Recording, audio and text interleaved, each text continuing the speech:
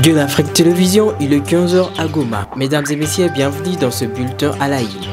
La ville d'Uvira est sous haute tension depuis 2 jours. La population manifeste son opposition à une décision du chef de l'État, Félix Tshisekedi. Le maire de la ville a exprimé son regret face à cette situation, déclarant: c'est avec regret que nous constatons 2 jours de perturbation des activités dans la ville d'Uvira, suite à la contestation d'une décision du chef suprême, président de la République Félix Tshisekedi Tshilombo. La situation reste tendue et les autorités locales tentent de rétablir le calme. Le FARDC opérant dans le secteur opérationnel Sokola 1, Grand Nord et Front Nord informe la population de Beni et de ses environs que des détonations d'armes lourdes et légères seront entendues dans la ville ce jeudi 4 septembre 2025.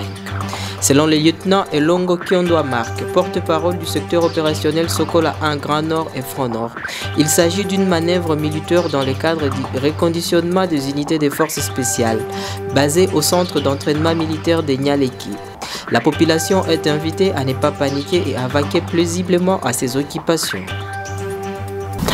La deuxième réunion du comité de surveillance conjoint pour l'accord de paix entre la République démocratique du Congo et la République du Rwanda s'est tenue aujourd'hui, en présence des représentants de deux pays, des États-Unis, du Qatar, du Togo en tant que facilitateur de l'Union africaine et de la Commission de l'Union africaine.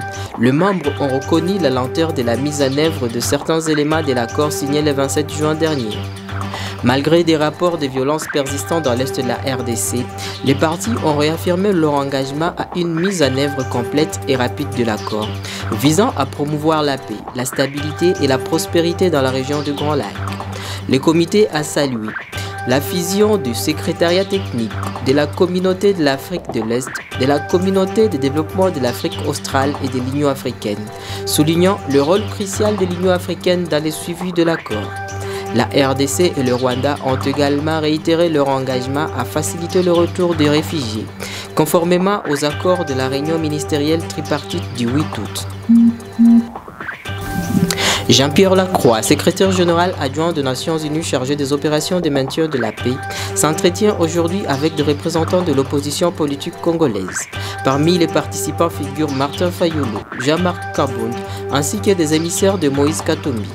Les détails de la rencontre et le sujet abordé restent à préciser. Restez connectés pour plus d'informations. Fin de ce bulletin d'information sur la télé panafricaine. Retrouvez les développements de ce titre et bien d'autres dans notre grande édition de 19h.